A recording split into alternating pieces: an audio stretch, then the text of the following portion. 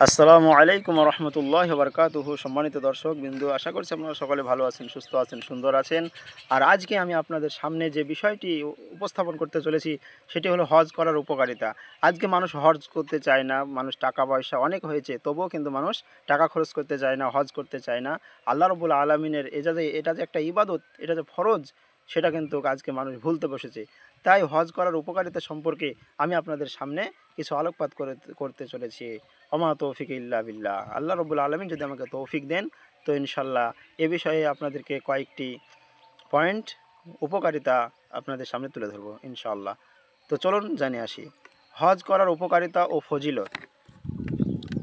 হজ করলে এক প্রকার হচ্ছে গুনহা মাফ হয়। আপনি যদি অনেক গুনহা করেছেন, অনেক গুনহার আপনি সম্মুখীন হয়েছেন, গুনহার ভার আপনার মাথায় আছে, অতএব আপনি হজ করুন, আপনার গুনহা আপনার কি হয়ে যাবে, মাফ হয়ে যাবে। হাদিসে এসেছে হজ করলে পূর্বের সব গুনহা মাফ করে দেওয়া হয়, যদি এই হজে মাবরুর হয়, অর্থাৎ হজরে কবুল হজ হয়। দ্বিতীয় প্রকার হচ্ছে জান্নাত লাভের আশা। এটি গ্রহণযোগ্য হজ, এতে হজে মাবরুর হলে এ পুরস্কার হলো জান্নাত। যদি আপনার হজে মাবরুর হয়ে যায়, তাহলে আপনার জান্নাতে লাভ হয়ে যাবে ইনশাআল্লাহ। 3 নম্বর পয়েন্ট হচ্ছে আল্লাহর নৈকট্য অর্জন। হজের মৌসুমে বান্দা আল্লাহর ঘর বাইতুল্লাহ পরিদর্শন করে এবং তার সন্তুষ্টির পথ খুলে দেয়। 4 নম্বর আত্মিক নৈতিক পরিশুদ্ধি। হজের সফর আত্মাকে প্রশিক্ষণ দেয়। প্রশিক্ষণ দেয় ধৈর্য, ত্যাগ, ভ্রাতৃত্ব ও ইমানের দৃঢ়তার বৃদ্ধি করে। 5 নম্বর উম্মতের ঐক্যের প্রতীক।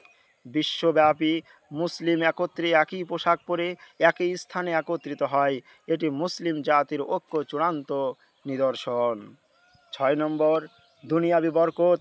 হজের সফরে ও ইবাদতের মাধ্যমে আল্লাহর রিজিকের বরকত দেন, দুঃখ কষ্ট দূর করে দেন এবং ইমানে আমলে বরকত দেন এবং আপনার মাল বৃদ্ধি করে দেন। তো আল্লাহ রব্বুল আলামিন আমাদেরকে যেন হজ করার তৌফিক দান করুন এবং আমরা যেন আমাদের হজ করে আল্লাহ রব্বুল আলামিনের নৈকট্য হাসিল করার তৌফিক দান করুন। আমিন।